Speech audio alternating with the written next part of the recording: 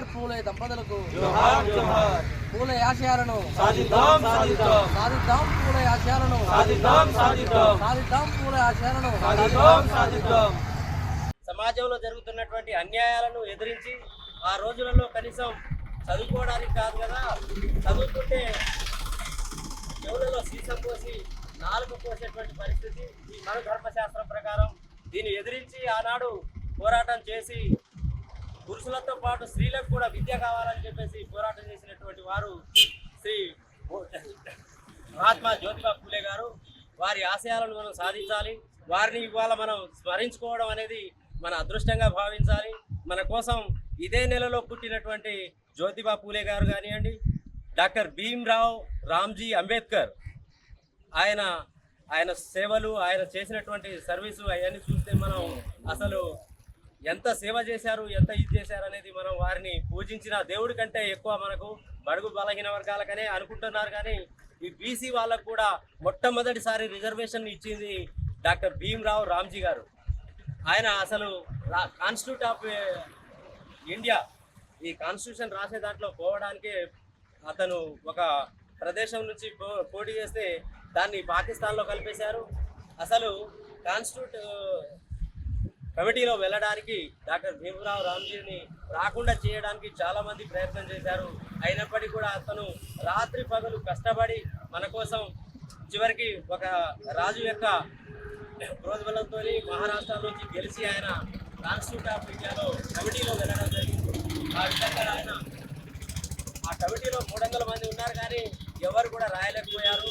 అసలు ప్రపంచ మేధావి, ప్రపంచంలోని గొప్ప మేధావులలో ఇవాళ డాక్టర్ భీమ్రావ్ రామ్జీ గారే మొట్టమొదటి వ్యక్తి.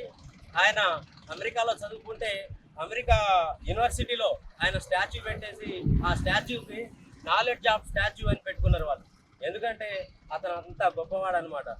అసలు పుస్తకాల పురుగు. మన కోసం ఆయన జీవితాన్ని, ఆయన పిల్లల్ని అందరినీ త్యాగం చేశారు. ఆయన పిల్లలు చనిపోతున్నా కూడా పిల్లల్ని పట్టించుకోకుండా, నా ఒక్క పిల్లలను కాదు, ఈ దేశంలో ఉన్నటువంటి వాళ్ళందరూ కూడా నా పిల్లలే, వీళ్ళ కోసం నేనేదో చేయాలి అని చెప్పేసి కష్టపడ్డటువంటి వారు బిఆర్ అంబేద్కర్ గారు. కాబట్టి అటువంటి మహానుభావులను స్మరించుకోవడం అనేది మన అదృష్టంగా భావిస్తున్నాం. ఈరోజు మన బడుగు బలహీన వర్గాల వాళ్ళు కానివ్వండి, ఎస్సీ ఎస్టీలు కానీ చదువుకుంటున్నారంటే మహాత్మా జ్యోతిబా పూలే కానీ అంబేద్కర్ గారి యొక్క కృషి వల్లనే మనకు ఈ మాత్రం విద్య వచ్చింది. ఈ సమాజంలో బతకగలుగుతున్నాం. మనం 4 విషయాలు నేర్చుకుంటున్నాం, ప్రపంచ జ్ఞానం తెలుసుకుంటున్నాం అంటే వారి వల్లనే. కాబట్టి వారి ఆశయాలను సాధించడం కోసం మన ఈ విషయాలను మన సమాజానికి తెలియజేయవలసినటువంటి అవసరం ఉంది. అందుకే ఈరోజు మనం వారిని స్మరించుకుంటున్నాం. జోహార్ మహాత్మా పూలే గారికి, జోహార్ జోహార్. జోహార్ మహాత్మా పూలే గారికి, జోహార్ జోహార్.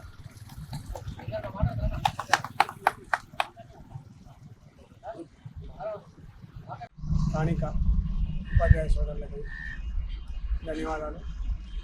ఎందుకంటే అసలు వాస్తవంగా జ్యోతిరావు పూలేకి ముఖ్యంగా ముందు పని చేయాల్సిన వాళ్ళు ఉపాధ్యాయులే. ఎందుకంటే 18వ శతాబ్దంలోనే 150 పాఠశాలలు తన స్వశక్తితో స్థాపించి భార్యకి చదువు రాకపోతే భార్యకి చదువు నేర్పి, స్త్రీలకు కూడా పాఠశాలలు కావాలి, స్త్రీలకు కూడా విద్య కావాలని చెప్పి భార్యకి చదువు నేర్పి భార్య చేత కూడా పాఠశాలలు నడిపించి మొట్టమొదటిసారిగా భారతదేశంలో ఎస్సీ ఎస్టీ బీసీలకి అంతకుముందు చదువు లేదు. మన సార్ చెప్పినట్టు చదువుకుంటే అప్పుడు మన ధర్మశాస్త్రం ప్రకారం శిక్షలు ఉండేటివి. కాబట్టి పొరపాటున మనం చాటుగా విన్నా కూడా ఆ శ్లోకాలు మరి తీసుకెళ్ళి శిక్షలు వేసేవారు, నాలుక కోసేవారు. తిరిగి వాళ్ళు చదివిన శ్లోకాన్ని మనం చదివితే ఆ నాలుక మరి కోసి పారేసేవాళ్ళు, వింటే చెవుల్లో సీసం పోసేవారు. లేదా వాళ్ళకి వ్యతిరేకంగా మాట్లాడితే శిక్షలు ఉండేటివి, కొరడా దెబ్బలు ఉండేటివి. అలాంటి దారుణమైనటువంటి పరిస్థితుల్లో మనుషులుగా జీవించే నాటి కాలంలోనే సమాజాన్ని ఎదిరించి జ్యోతిరావు పూలే పాఠశాలను తినిపించి భారతదేశంలో ఎస్సీ ఎస్టీ బీసీల కోసం మొట్టమొదటిసారిగా పాఠశాలలు పెట్టింది మహానుభావుడు. ఆయనే కనుక ఆ రోజు పాఠశాల పెట్టకపోతే అంబేద్కర్ గారు కూడా చదువుకునేవాడు కాడు. అంబేద్కర్ గారు చదువుకోకపోతే మనకి రిజర్వేషన్ వచ్చేటి కాదు. ఈ రిజర్వేషన్ రాకపోతే ఇవాళ మనం ఉపాధ్యాయులు అయ్యే వాళ్ళం కాదు. మన తాత ముత్తాత లాగానే చెల్లలో పనిచేసుకొని, లేదా మరి ఒకసారి ఊహించుకోండి మన పెద్దవాళ్ళు పూర్వీకులు ఎలా జీవించారు, అంతకంత దారుణమైన పరిస్థితులు మనకు ఉండేటివి. కాబట్టి అలాంటి సిచ్యువేషన్ లేకుండా ఈ సమాజాన్ని మార్పులో వాళ్ళు పునాది రాయలాగా నిలబడి మన కోసం ఎంతో వాళ్ళ జీవితాలను త్యాగం చేశారు. అంబేద్కర్ గారైతే తమ బిడ్డలందరూ చనిపోయినా కూడా మన సార్ చెప్పినట్టు రాజ్యాంగాన్ని రేయి పగలనుకుంటా రచించి ఇచ్చాడు. ఫస్ట్ మాత్రం ఇప్పుడు మనవాళ్ళు ఇప్పుడు కూడా ప్రచారం చేస్తారు, మీ ఉపాధ్యాయులు చాలా జాగ్రత్తగా ఉండాలి. మనధర్మ శాస్త్రం ప్రకారం ఏం చెప్తారంటే అంబేద్కర్ ఒక్కరు రాయలేదు, భారత రాజ్యాంగ కమిటీలో ఆయన చైర్మన్ మాత్రమే. మిగతా వాళ్ళు చాలా బాబు రాజేంద్ర ప్రసాద్ ఇట్లా ఉన్నారు, మొత్తం 100 మంది దాకా ఉన్నారు. మరి యాక్టింగ్లో 56 మంది ఉన్నారు. వాళ్ళందరూ కలిసి రాసిరని ఒక చెడ్డ ప్రచారం చేస్తారు. అప్పచెప్పిన వాళ్ళందరూ కూడా రాజులు, భూస్వాములు, చదువుకున్న వాళ్ళు, రకరకాల వ్యాపకాల్లో ఉండి ఒక్క పేజీ కూడా రాలేవాడు.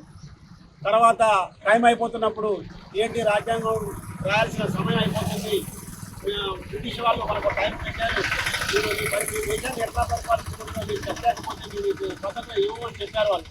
కాబట్టి ఏంటి అంబేద్కర్ ఏకైక దిక్కుంది, లేదంటే ప్రపంచ దేశాలన్నింటికి రాజ్యాంగం రాసినటువంటి మరి బ్రిటన్ అతను ఒకరు అన్ని దేశాలకు రాజ్యాంగం రాస్తాడు. ఆయనను పిలిపించి రాజ్యాంగం రాయించుకుంటామంటే అంబేద్కర్ రేయి పగలనుకుంటా రాసి మరి ప్రపంచంలోని అత్యున్నతమైనటువంటి ఒక కొత్త రాజ్యాంగం రాసి మన చేతికిచ్చి బ్రిటిష్ వాళ్ళ చేత కూడా శబాస్ అనిపించుకున్నటువంటి మహానుభావుడు. ఒక్క పేజీ కూడా ఎవరు రాయలేదు. కాబట్టి ఇంతమంది రాశారు అంతమంది రాశారని ఎవరన్నా కూడా ఉపాధ్యాయులు ఆధారంతో సహా మనం నిరూపించాలి. ఇంకా చట్ట ప్రకారం మన మహానుభావుల మీద జరుగుతుంది. వాళ్ళే కనుక లేకపోతే మనం లేవు కనుక మన భవిష్యత్తుకి మన సమాజం